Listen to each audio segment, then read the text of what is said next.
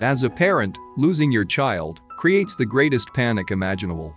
You're helpless, only capable of hoping that, at some point, authorities miraculously find and return them. Throw in some political turmoil as well, and the situation becomes a bona fide disaster. So imagine the panic when 4-year-old Ivan Misyukov left his parents behind as he ran away from his home outside of Moscow. Fate, however, wouldn't have him on his own for long. In a move that's still leaving historians and sociologists scratching their heads, little Ivan joined a new family.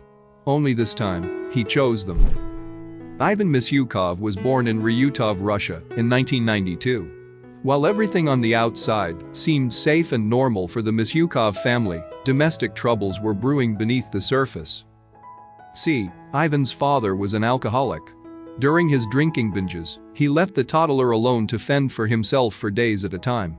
So, even at a young age, Ivan was fighting for his life. His problems didn't stop there.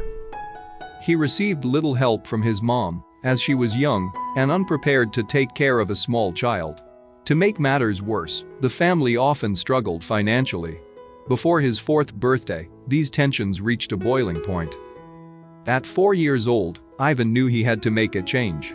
He was used to fending for himself anyway, so, he figured, things couldn't get any tougher outside his home. After giving the situation as much scrutiny as a 4-year-old can, he made a tough decision. Desperate Ivan ran away from home, planning to take care of himself. The second he left his family behind, however, he realized the world he'd just entered wasn't going to be a kind one. After all, the Russian winter was harsh enough to stop armies in their tracks. Ivan was just a child without winter clothing, fending for himself in sub-zero temperatures, a recipe for disaster. Beyond the weather, he had another factor to fight against: hunger. Following the collapse of the Soviet Union, Russian society was thrown into disarray. Even when food was available, citizens waited in line for scraps. Nevertheless, every morning, homeless Ivan made his way to a bakery for breakfast. The employees felt bad for the child and would give him pieces of old bread. But one day, someone else was looking for a meal. On that day, a pack of feral dogs showed up at the bakery. While they easily could have turned on him, Ivan did something most hungry adults would never have thought of. Rather than fighting back, Ivan shared the bread with the dogs, who gratefully accepted his gift.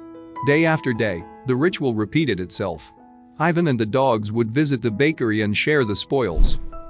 Over time, the dogs known as Jesse, Goga, Masha, and Siva came to know him, and soon, they grew to consider Ivan part of their family. Bound by shared bread, their relationship only grew stronger. For instance, beyond sharing food, the dogs protected Ivan and curled up with him on frigid Russian nights. Even at 4, Ivan knew the importance of this. "I understand that, if it wasn't for those dogs I wouldn't have survived," he recalled. Back at home though, people had not forgotten about Ivan. Moscow authorities began to plan a way to rescue him. It simply wasn't acceptable, they said, for a child to be living in the streets with a pack of feral dogs. But getting Ivan into safe hands proved to be harder than they imagined. On 2 separate occasions, the police tried to pick Ivan up and take him to safety. But the pack simply wouldn't let their youngest member be taken away. So the authorities had to come up with a cunning plan. On their 3rd attempt to break the boy from the group, they resorted to something no dog or human could resist: food. After distracting the pack by leaving some meat in a nearby kitchen, police could finally take Ivan to an orphanage. It was bittersweet.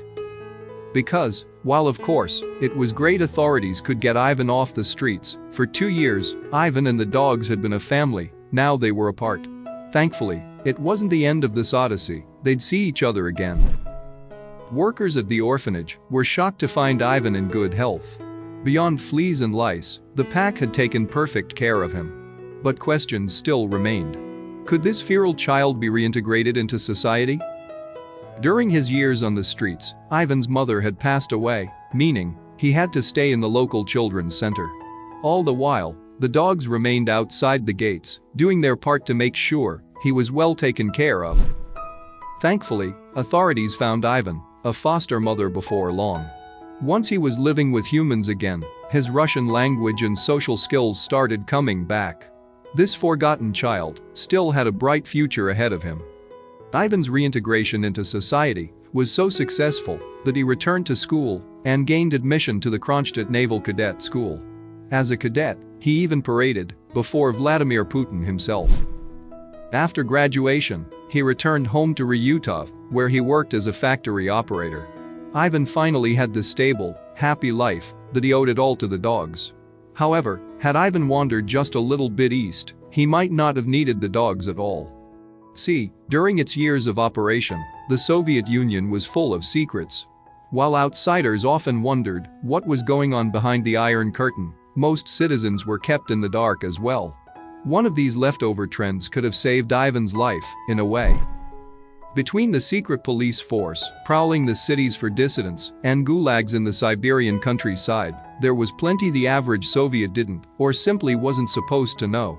The biggest secrets were kept far from prying eyes.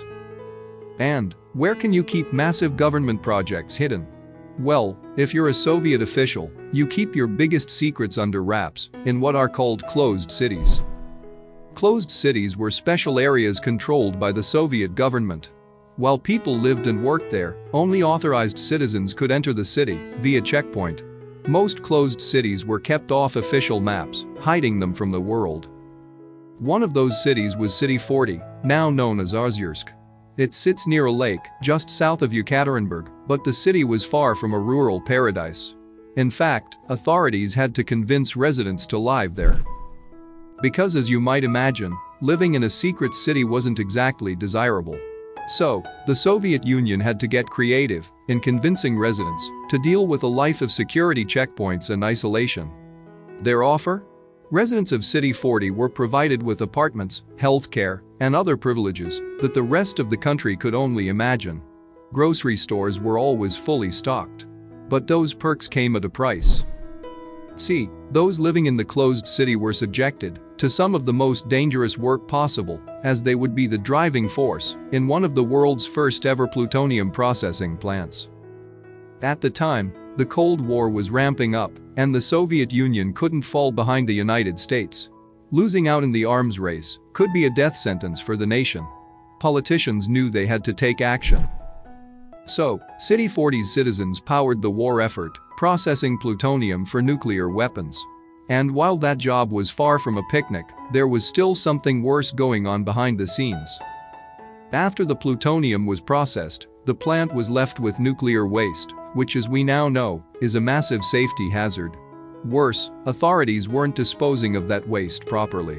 They were simply dumping it into the environment. Exposure to radiation can have all sorts of side effects, ranging from immediate radiation sickness to longer-term cancers. How could the Soviet Union get away with poisoning their own citizens? Well, given that the plant was in a closed city, the authorities could more or less do as they pleased. The outside world didn't know the city existed deep in the forest, let alone that it was being poisoned. Over the plant's lifespan, it's estimated that the amount of contamination released was 2 to 3 times larger than Chernobyl. But the pollution hit one area harder than the others. City 40 was built alongside the Teka River, which felt the brunt of the dumping. While the river and its surroundings are still radioactive to this day, it also carried a large amount of the pollution elsewhere.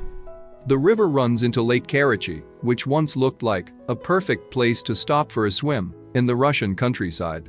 Now, you wouldn't want to even think about dipping a toe in that radioactive water. Today, that ordinary-seeming lake is one of the most contaminated spots in the entire world. Known as the Lake of Death, the body of water was reportedly twice as radioactive as the heart of Chernobyl. In fact, the pollution was so deadly that the Russian government finally took steps to contain it. The lake was filled with concrete blocks and eventually covered with layers of rocks and dirt, turning it into a permanent waste storage facility. Despite all the hazards, some people still call Ozyorsk home.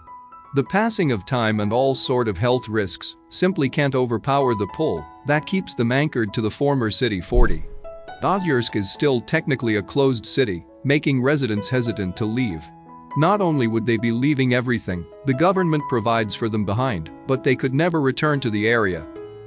It all comes down to a simple reality: even in a contaminated city that was kept off the map for decades, there's no place like home.